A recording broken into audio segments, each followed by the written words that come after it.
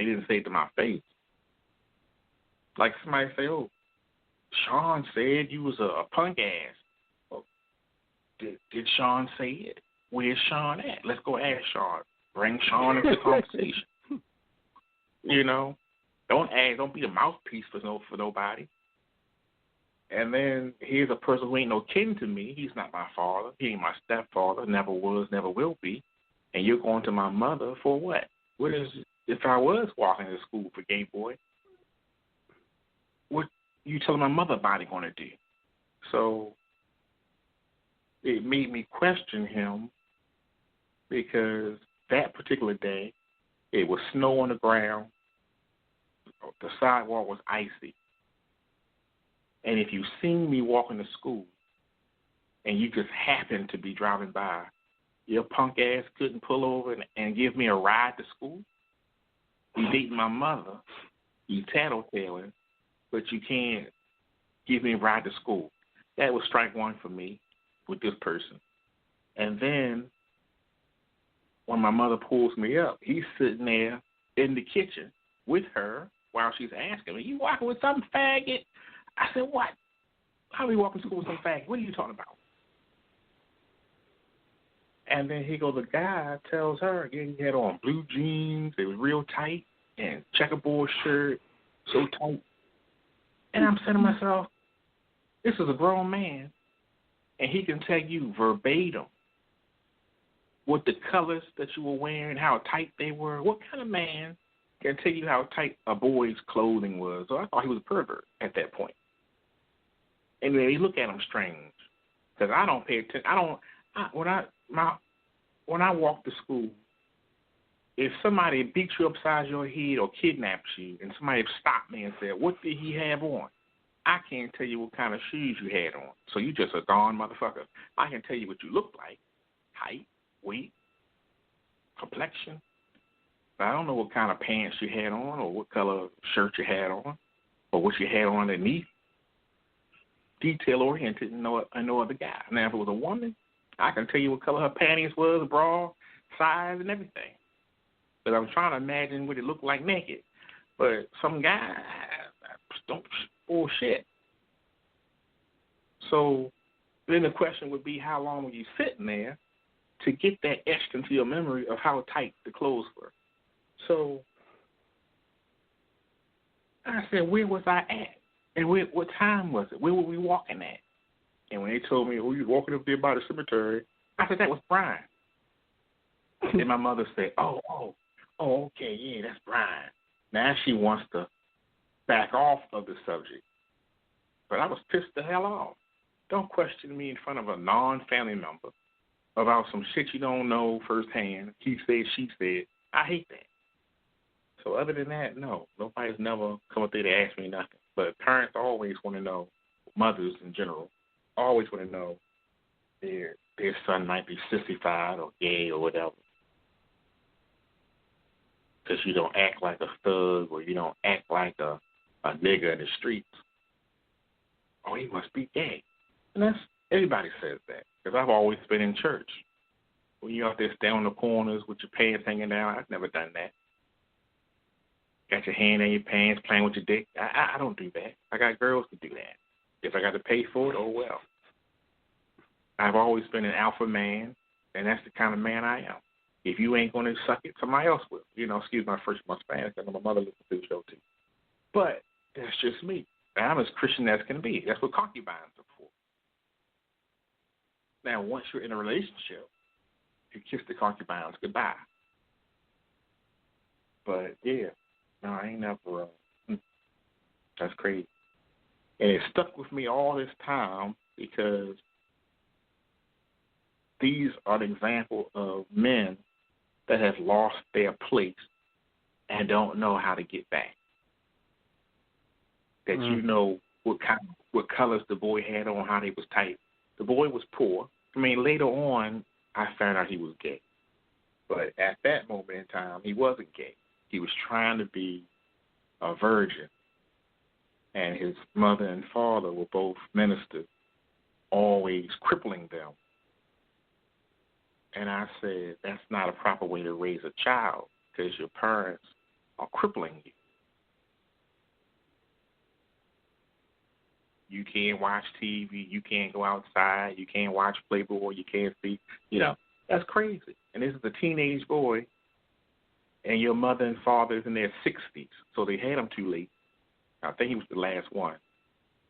Then your daughter, she done got pregnant,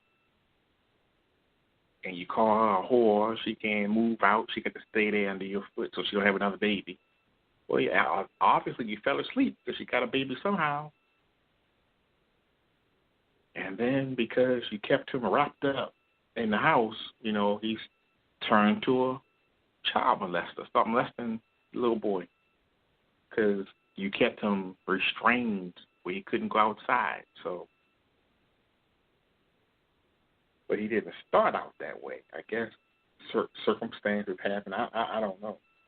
But I was in high school when all this was coming about. So whatever he was doing in middle school, we weren't together. We went to the same elementary school, all 5 grades. We went to the same high school, all 3 grades. And I don't know what happened in middle school. When he said he was going to Calverton, I said, look out. Some freaky shit happens at Calverton. So maybe he got turned out in Calverton.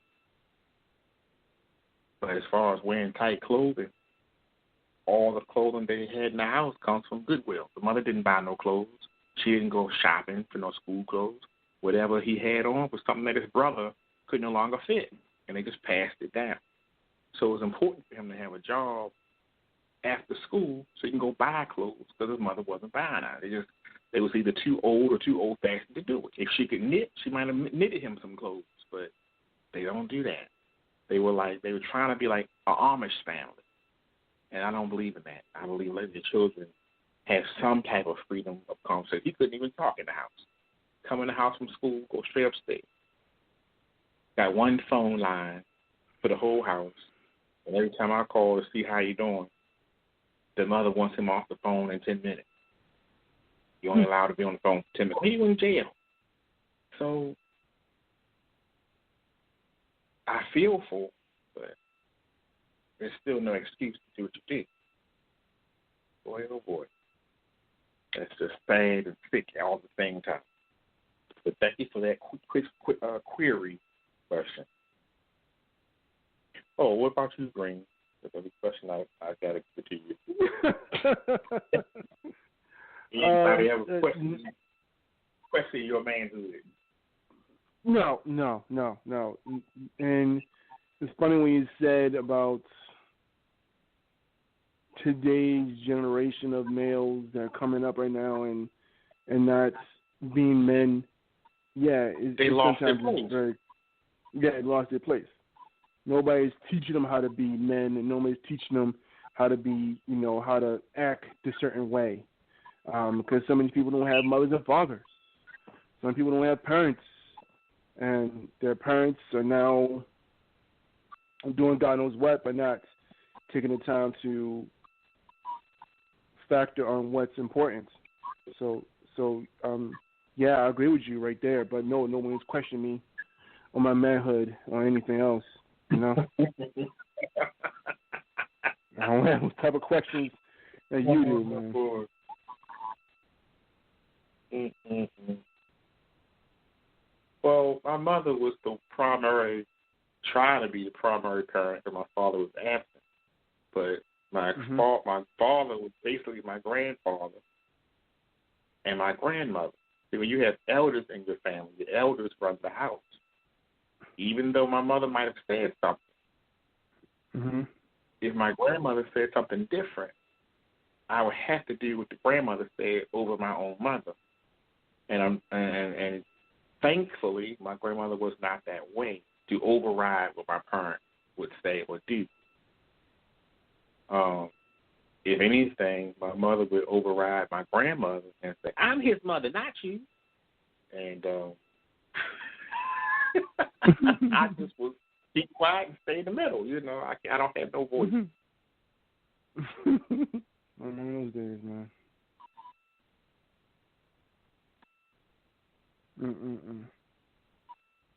I think I got 3 more. We got time to get these 3 in here. Dear Dr. Q, will you tell me again about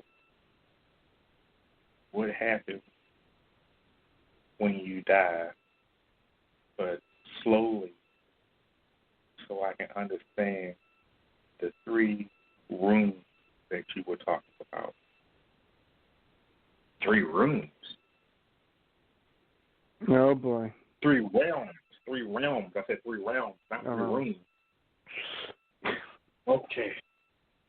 Slowly. How slow can I go? 3 realms. This realm that you're listening to the radio show in, this actual realm that you call life, is the simulated realm. Nothing in this realm is real. It feels real. It looks real. Tastes real. Smells real. But it's not real.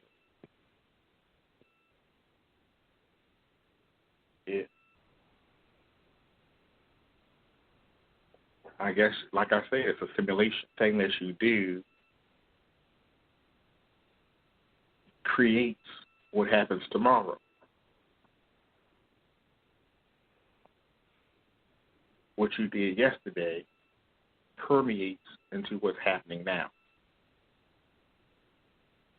So you're writing your own future.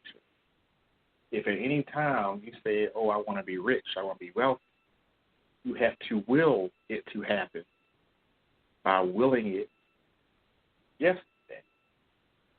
And you'll put yourself on that path to be wealthy. But if you continue to be complacent and comfortable in poverty, then you'll stay in poverty.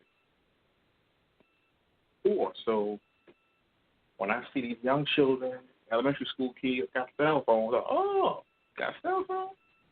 I didn't have a phone until I was 17 years old.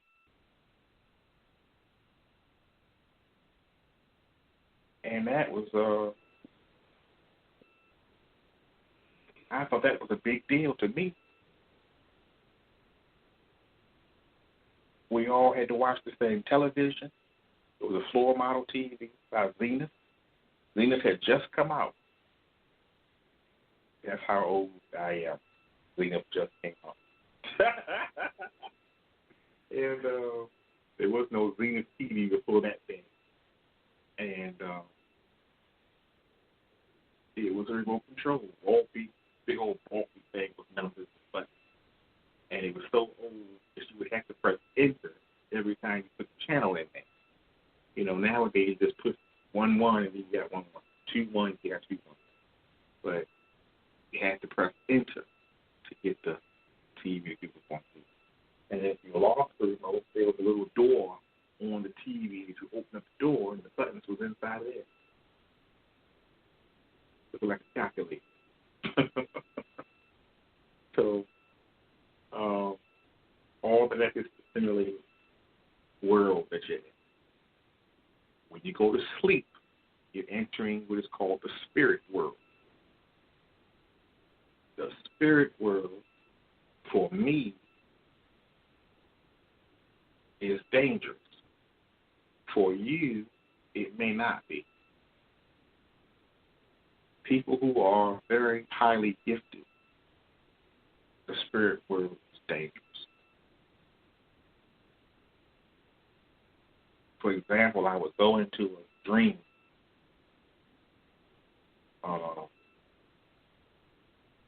If I sleep and I don't have a dream, I'm just asleep.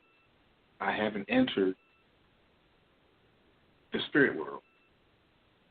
But if I sleep and I've gone deeper than REM sleep, which is rapid eye movement, and I've entered into dreaming, I'm into the spirit world. And I try to wake up because, like I said, it's dangerous. If I was to get shot or stabbed in that dream, I won't wake up with those injuries. I was in a particular dream that wound up in a restaurant or a bar. I think it was a bar. People were smoking.